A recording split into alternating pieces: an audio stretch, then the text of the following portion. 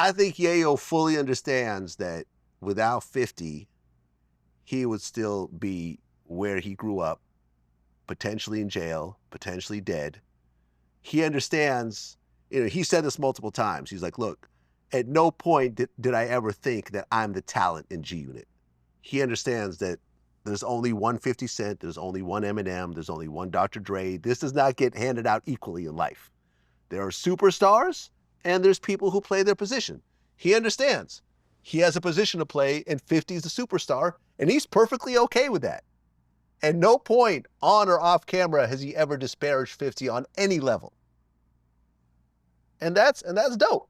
I think we all would like a Tony Yayo in our corner, who really is always for us and will always, stand up for us and will always have our side and everything else like that, which is why I think Fat Joe made that comment, because what he said was, in that same interview, he said at the time that they were beefing, he said if they had ever run into each other, run into G Unit, the first person they would go after Yayo, because he was the loudmouth one. He was the one popping the most shit. He was the one that was the most aggressive and everything else like that. So they would try to get him first. Luckily, it never happened. Yeah. You know what I'm saying? Because there's the whole situation that happened in Miami.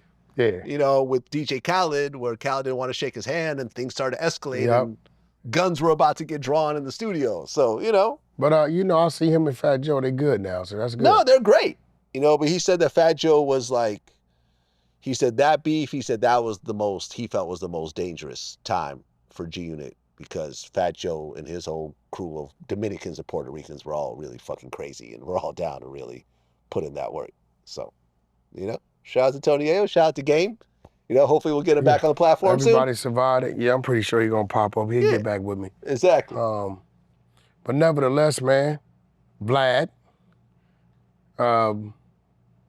talk to Nick Cannon.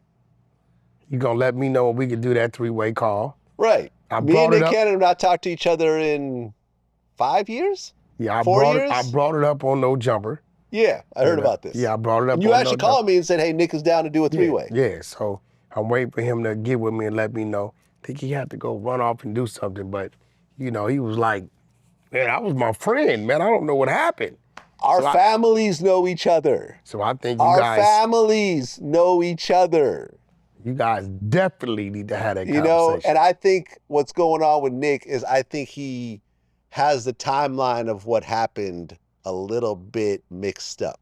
So I think once we have that conversation and I break down the timeline of how things happened, I think he'll understand that it was not me that caused the rift in our relationship. Well, y'all gonna figure it out. That's my brother. You my partner, and he agreed to the call, so we definitely gonna make it happen.